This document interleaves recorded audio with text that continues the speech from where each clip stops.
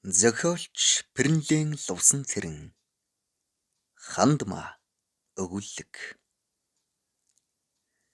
Нэлээд хэдэн жилийн өмнө би Баянгор аймагт ажиллаар явж байлаа. Эд 100 цаг цоошин зис машинтай явсан тул шавар намагт ч ис суувал унаа унш саадахгүй гэж санаа зовох юм байсангүй. Жолооч маань насаар 40 нилээд гарсан орс хүн, архин дуртай, хошин шог яриатай, цэнхэр нүдтэй тэнхлүүн эр байв. Үдийн нарны хажуугаар моторын халуун агаар урдаас төөнөн би ноцоорч ам баахан ангаж яваад энэ гурван герт бууя жаахан амармаар байна гэж би жолоочтой хэллээ. Жолооч маань над руу төвөгшөөж уцаарлах маягтай харснаа. Энд юм олдох уу гэж төвөнх рүүгээ нясалж асуугаад дурамчхан инээмсэглэв. Яаж мэдхэв дээ? Ядаж цай олдох байгаа гэж би хэллээ. Бид гаднаас нь харахад Чинэлэг айлын шинжтэй том цагаан герт ирж буусан боловч дотроо дөрвөн хуучин авдар модон нүүртэй хуучин орноос өөр хогшил гээд байхаар юмгүй, харин ч нэлээд даржин амьдралтай болов уу гэмээр айл байв. Энэ дөрвөн авдрын аль нэгэнд ганц өөдтэй торгон дээлж байхгүй байж магадгүй гэж надад бодогдлоо. Хоймрын авдрын дээр жижигвтер модон жаазанд хідэн зураг хийж тавьсан дотор миний танихаас маршлын нилээд залуу ахын хуучирч чарлсан том цээд зураг харагдана. Гэрийн эзэн сайхан зантай туранхай цагаан авгай сүү хөөрүүлсэн тогоо хусч цэвэрлээд гал дээрээ цай үйлээ. Тэгээд зуухныхаа аманд өвдөг сөхөрч суугаад манай жолооч руу үе хачирхсан янзтай харахын цацуугаар ойрдо жигтэйхэн халуун байна. Гам болох гэж байгаа юм болов гэж надад ярин хөлсөө арчиж суув. Бид хотоос яваалсаа. Мал эмнэлгийн ажиллаар явж байна гэж би тэр явгаад өөрсдийгөө танилцууллаа. Манай жолооч монгол хэлэнд сайн шүү. Угаасаа энтхийн хүн. Та манай жолоочтой яриач гэв. Жолооч маань үнэндээ ч монгол хэлэнд сайн. Авгай над руу лавлан харснаа. Би юу ярих вэ гэд муухан инээмсэглэж зуухныхаа ам руу аргал шидэж хаав. Өдийн наранд ядарчихсандаа ч юм уу баахан үг зөөтэй царай муутай суугаад байснаа манай жолооч үүргээ гүйцэтгэх цаг болов гэсэн янзтай ботгоны үс шиг шар халимга хоош нэг илээд. Би монгол хүн шүү. Нэрээ таргидна суун арх бол бүр сайн уун гэж инээмсэглээд айж далдирсан дүр үзүүлэн толгойгоо навц хийлгэж шилээ маажив. Харсаар байтал балгын байвал нэхвэлтгүй гаргаад өгөхөөр хүн байхад нэхэж сэтгэлийн зовоогоод яах нь вэ гэж бодогдлоо. Авгай шаазан аягнууд угаагаад удаан зүлгэж арчин сууснаа. Одоо юу чалгадаа? Цай луухаас шин тараг иднэ үү гэж асуув. Жолооч маань над хамаагүй ялгаагүй гэж шууд хариуллаа. Авгай барьж байсан шаазан аяга жолоочд үзүүлээд энэ үнд ууж чадах уу гэж дүлий хүнтэй ярьж байгаа юм шиг чанга дуугаар асуув. Хүй чадлагүй яах вэ? Би хүүхэд биш. Харахгүй юу?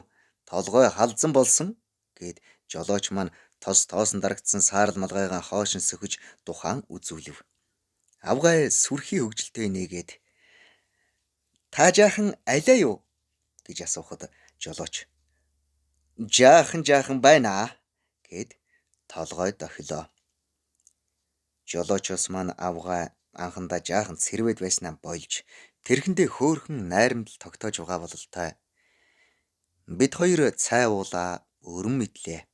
Халууцч биеийн алжаал гарч овоо тэнхэрч ирээд тамхи ороож суухын завсар би ийш тийш ажиглавал гэрийн баруун хаяанд хүрэн нанжин гахайн гөлөмтэй харганан бүүрэгтэй жижиг эмээл тэнзэн ташуураар тулж тогтоогоод ганцгаар нь ханы модноос уйж дээрээс нь шуудагаар бүтээсэн харагдана. Иймэрхүү даржин айлд ахадмаар дэгжин эмээл байгааг бодоход лав нэг ирэх хүүтэй байх гэж санагдаж Танайх хүүхдтэй юу гэж би авгаагаас асуув. Ганцхан охин би хоньд явсан. Одоо хэдэн настай вэ? 18 хүрч яваа юм аа гэд авгаа яах гэв гэсэн янзтай миний өөдөөс харав. Насыг асуучихсандаа зовоод эвлэлийн гишүүн үү гэж би албан хэргийн учир сонирхсан байдалтай хүй төвтөр асуулаа. Та мэдэхгүй юу манай охиныг? Нэр нь Хандмаа гэдэг юм гэж авгаа бахархах шинжтэй өгүүллээ. Айл 18 настай охиныг тэр гэхэвдээ гэж намайг нээтэл аймгийн сонин зурагтайгаа гарсан юм шүү дээ гэд чи чинь сонин уншдгүй юм уу гэж баг хэлчгээ шахах шиг болов. Гэтэл эднийд нээрэн ганц шилж гашуу юм байхгүй юм болов уу гэж жолооч маань хажуунаас орсоор асуув. Не знаю. Наверно, нет гэж хариулчихад үгүй охин чинь юу хийдэг юм гэж авгаагаас асуув. Хончин өвөл зунгүй хонь дагаж явдаг амьтан гэлээ. Би энэ нутгаар 2 сар шахуу тэнж нилээн хідэн айлын үүд татсны хувьд нутгийнхны аж амьдрал зан заншлыг зэгсэн мэддэг болоод байв. Айлд ороход голдуу насан дарагдаж энэ ертөнцөөс шин соннийг хайн эрэлхийлэх тэмүүллээр мөхсдөж тайвширсан өвгөд, эмгэд, гэр сахиж цөөвдөрхөн хэдэн мал хэвтэр бэлчээрийн хооронд эргүүлж өглөө оройд нь гүвэр ярилцсан хот орноор юу тайвайн гэж хол ойрын соннийг сургалж суухаас биш нүд сэргэм хурц өнгийн хувцс өмсөж тажханд л инээж хөхрөлдсөн эсгэрч дуулсан сэрүүн сэрэг хөлгөөнтэй залуу хүмүүс тун ховор тохиолдно. Энтхийн залуу хүмүүс хааждаг байна. Нарийн асууж сурвал 10 хэд юм уу 20-од насны охин хүү хүргэн бэргүй айл бас ховор. Тэд цөм аймаг сумын төвөөр ажил хийж сургуульд суралцдаг гин. Мал маллах залуу хүнгүй болж дааг шүдлэн онгон эмнэгээрээ явах боллоо гэж зарим хөгшөд үглэж байхыг сонслоо. Мал маллах ажлыг өвгөд хөгшдийн хувь болгон бодож манай залуучууд үнэндээч хачин болоо юу да гэж зарим үед тэнгийнхээ нөхдийг дотроо зэмлэн бодох боловч малын ажлыг дагнан хөөцөлдөж явсан урдийн цаг биш дээ. Тэдний хийх ажил зөндөө байгаа. Сурах мэдэх цаашлаад ирээдүгөө төхнүүлж цэгцлэх хамаг хэрэг мөрөн дээр нь оногдсон хойно арга байж юу гэж бас заримдаа боддог байлаа. Нэгүгээр хэлэхэд сэтгэл маань үе насны хань нөхдөө битүүхэн мөрөөдсөөр явсан юм. Гэтэл энэ 18-ийн сургийг сонсоод миний хүсэл бүтгэж асах хад дотор ургасан хурц өнгөтэй ганц цэцэг надтай учрах нь энүү гэсэн бодол төрөв. Говийн хурц наран эсгий бүрээсийг нэвт халтал төөнж жин үдийн байгаль дэлхий чимээ чагнан бодлогоширч хааш чарваас нүд гэлбан алсад яваа жинчний хонх юм уу талхээрийн огт чимээгүйгээс сонсогддог нарийн зөөлөн аялгуу шиг чихний үзүүрт жингэнэн шанааны судас лугшиж сүүдэр газар унтаад өгмөөрчим шиг эсвэл өндөрхөн уул толгодын оройд гарч цээжээ ярьж суугаад ийш тийш харвалдаж юм бодож байх вштай хэсэгхэн бөгчм мөч ирлээ. Гэрийн сүүдэрт хэвтээ нохой халуунд аагчиж ялаа шүүрхээр оролдож байгаа бололтой шүдээ тас хийлгэн амаа хоосон хамхиж байгаа дуулдна. Би гэрийн хаяанд байгаа эмээлийг дахин ажиглаж энэ эмээлийн эзэн ямар шүү хүн байгаа бол гэж янз бүрийн дүр зохион бодож төгсөөр суув. Төдсөнчгүй ямаа тураглан олон малын чимээ дэжгэнсээр үдийн хонь хотоллоо. Гэрийн хаяанд хүн хоолойгоо засах чимээ дуулдснаа толгойгоо цагаан алчуураар ороод зангидсан цэнхэр тэрлэгтэй гол шиг бор хүүхэн тунгалаг хар нүдээр бидэн рүү болгоомжтой харсаар орж ирлээ. Гэвч биднээс бишүүрэхэд зовсонгүй. Ээжээ, миний хүрэн гутал хаана байна гэж орж ирэнгүүт асуув.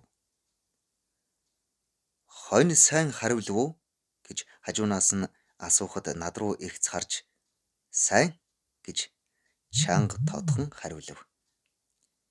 Байдлын ажиглал бол ер нь хэлэмгийн нүүрмгийн шинжтэй. Орны хөндөд доогуур тонгоож хоёр гутлаан аваад гарснаа утсанчгүй хувцас сольж нүрээ угаачгаад орж ирлээ. Халуун цай уу нү гэж ээж нь тосон асуудал. Үгээгүй гэж толгой сэгсэрснээ эргүүлгийн өмнө цаашаа харж эв игцхэн зогсож байгаад дараагаар хоёр аяг хүүтэн цай чимээгүй залгилав. Энэ хооронд би хойноос нь нилээд сайн ажиглаж амжлаа. Яванда ханхар цээжтэй болмоор өргөн тэгш мөртэй, урт хүзүүтэй, бүдүүн ширхэгтэй баймаар урт хар үсийг хоёр салаалан сүлжиж нэгийг ар зураагаа дагуулan унжуулсан байв. Нэмгэн хувцсны дараас дал мөрөн товайн харагдана. Харин бүслэхээрээ наривтэр хүүхэн байв. Хүүтэн цай ууж дуусаад хошуугаа арцсаар зүүн мөрөн дээгүүрээ эргэж над руу харлаа. Хойноос хүн ажиглаад байгааг сая мэдсэн бололтой. Би өөдөөс нь харж огт утгагүй инээмсэглжгээд тэнэгэ гэж өөрийгөө зүхэж суутал тэр хүүхэн миний инээмсэглсэний хариуд бас инээмсэглээд цаашаа харчих шиг боллоо.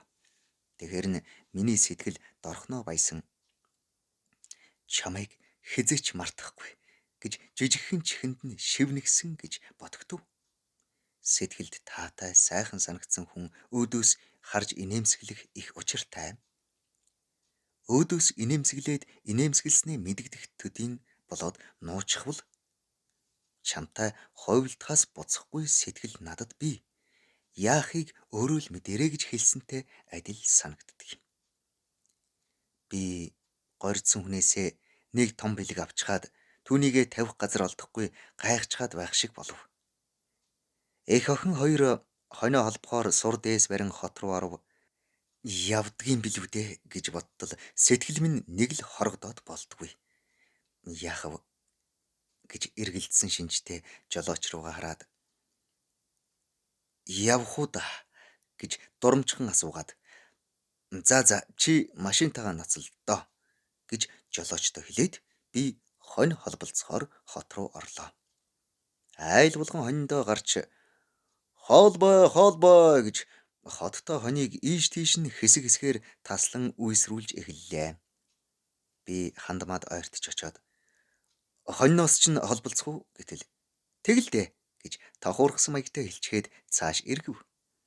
Би тэдний хонийг танихгүй болохоор хандмааг бараадан жаал дэмий гэлдэрлээ. Гэвч хандмаагийн хүрэн сахин гуталтай савх шиг хоёр хөл нь нэг мэтгэд хойно, нэг мэтгэд урд гарч хаасайгүй гялзж харагдаад надад гүйцэгддэггүй. Хойно холбож яваа өчтөч нөн хүний өмнө хотон дотор орж ирчгээд хинээтэй юм шиг гэгэн цагаан өдөр ганц хүүхэн дагаж гүгээд байлтайч биш. Арга барахад би өөртөө таарсан ажил олж сүүлдээ холбооны ам барьж зогсов. Сайн ч ажил олж.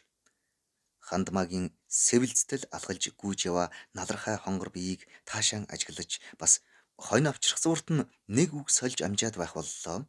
Нэг эрэхт нь чи сургуульд байсан уу гэж шал тэнэг асуулт асуув. Байсан. Яах нь? Зүгээр. Чи хэддүгээр анги төгссөн бэ? 7. Цааш суралцах яасан юм? Болоогүй юм да. Муу байна. Яаж байна? Мал маллаж тэнцмээргүй хүн харагдаж байна уу? Гэж хандмаа дургуйтсан шинжтэй асуулаа.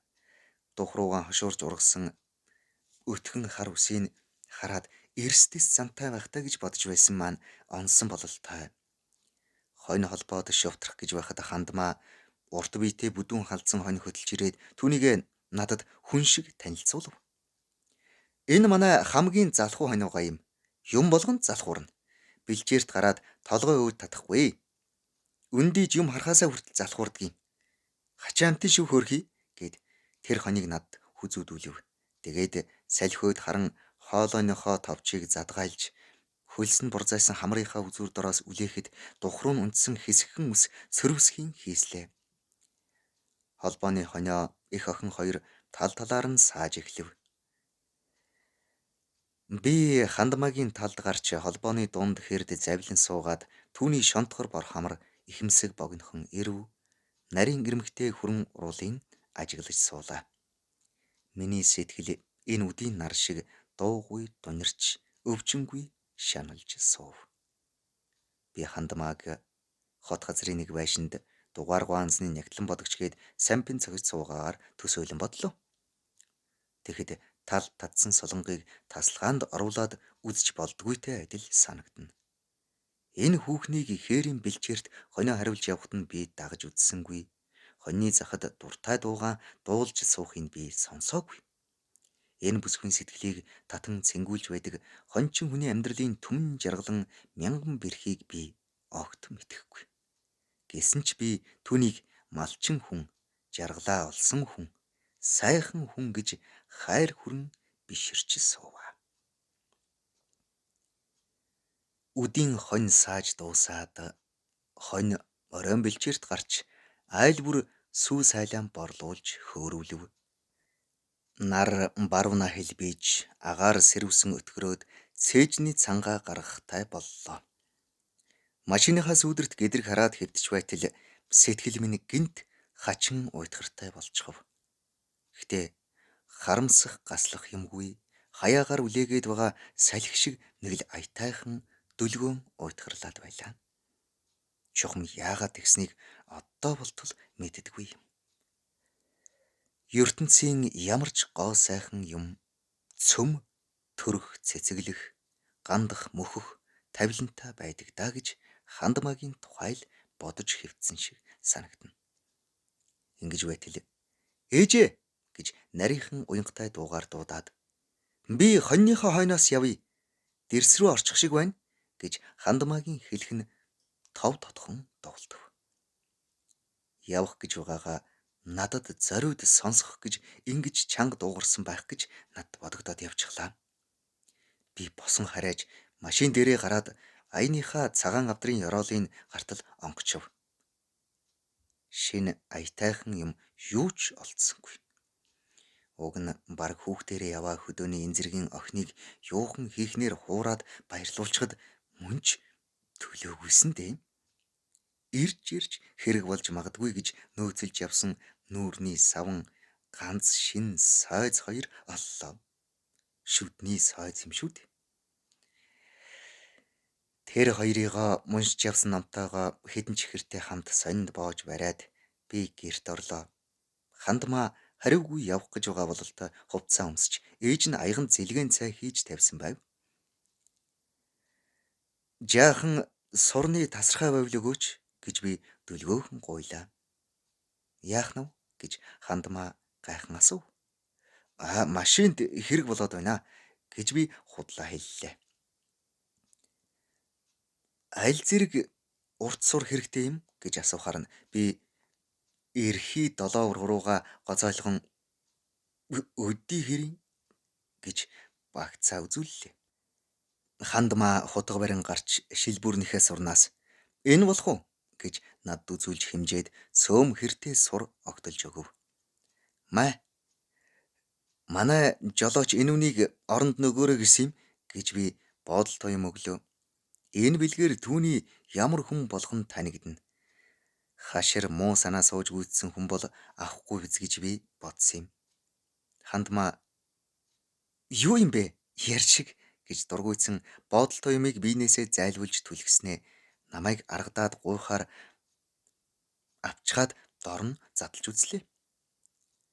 Доторх юмыг үзэж инээмсэглснээ над руу хараад та хачин хүн байна шүү гэж дахин инээмсэглэв. Хандмаа энэ удаа миний өмнө чухам хүү давхар санаагүй хүүхэд царайгаан үзүүлж шувуу үргэхээр нэстгийн адил тийм жирийн байдлаар баярлснаа нуулгүй гинэн сайхан инээмсэглсэн билээ. Би түүнийг өчүүхэн чадахгүй баярлуулж чадсандаа өөрөө баярлаад би чамайг хэзээч мартахгүй гэж үнэн сэтгэлээсээ хэллээ. Хандмаа эцсэн янзтай харцаа буруулж машины дугуйруу хараад байснаа амаа жаахан ангаж тун бүдгхэн дөнгөж дуулдахын төдий би ч гэсэн гэж хэлчихэд царай нь учиргүй улайсаар гэр рүүгээ гүйж орлоо. Ингээд би Жолоочтойгоо хамжиж машинаа шалавхан эмхлүүлж яваад оройн хонь ирэхээс өмнөхөн эндээс хөдөлсөн юм. Жолооч маань их л дурамчхан байлаа. Уулын сүүдэр бэлрүүгээ бараантан бууж байхад би кабиныхаа цонхоор цээжийг гаргаад машины дугуйн дороос эргэлдэн манарсаар хоцорч байгаа цагаан тоосыг эргэн эргэн харсаар явсан тэр үед жолооч маань би нэг алдаа хийлээд юм чи. Энд л хондог байсан юм гэв. Харин ээ гэж би тодорхойгүй хариу хэлсэн боловч хоошоо хоргоцоор яваа сэтгэлдээ автан нээрнч алдаа хийвүдээ гэж тэр цагт харамсах шиг санагдаж явсан юм. Тэр цагаас хойш олон жил өнгөрлөө. Нилээд газар үзлээ. Гэвч миний өмнө инээмсэглээ зогсож байсан тэр охин мөнх 18 настайгаа өнөөхөл сайхан санагддаг хിവэрээ миний сэтгэлд өдий хүртэл бодогдсоор явдгийг үзвэл би тэр цагт ямар ч алдаа хийсэнгүй бололтой. Зохиолөгдсөн Бернлен Ловсон цэрэн. Уншсан Эрхэнбаярын Батторж.